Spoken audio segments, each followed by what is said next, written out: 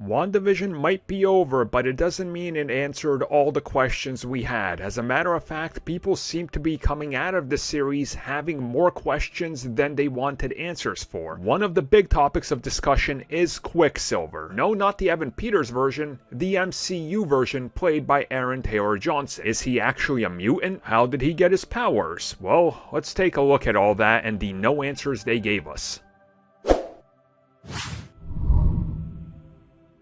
By the time we got to the end of WandaVision, we got a few answers, and, well, we had a lot of questions left over as well. If you would like our full breakdown of this episode and everything we have to say about it, all the theories and explanations, we do offer that in our audio commentary for the audio commentary tier in the member section. And I did have to mention that because, well, Mitch and I go into this and we couldn't really figure anything out. And it's one of the weird things that we had going into this episode that we were hoping that they would explain to us, because as we leave the series, we learned, okay, well, Wanda is the Scarlet Witch. She's had these powers, she could interact with the Infinity Stone, and it further just unlocked more of her powers and made her even more powerful. Now, what about Quicksilver?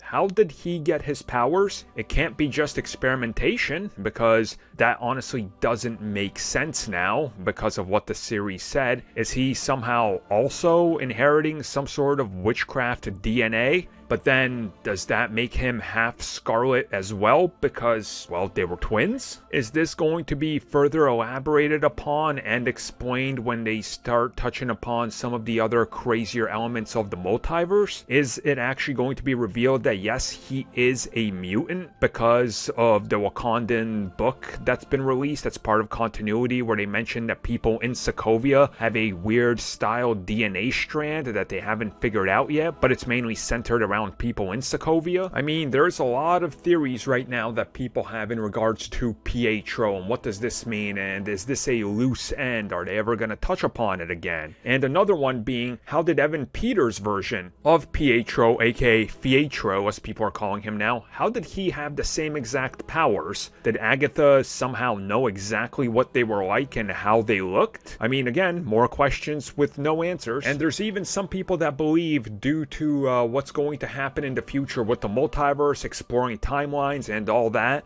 that they could possibly retroactively make him and Wanda mutants. But again, that's something people thought was going to happen in WandaVision, which honestly I think at this point we have to just abandon the whole mutant and them being related to them. I don't think they're ever doing that here. I just don't think that's happening.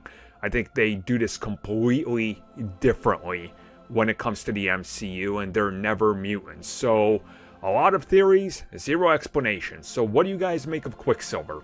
What is he? How did he get his powers? Did he always have them? Then that sort of adds more questions to a giant puzzle with barely any answers.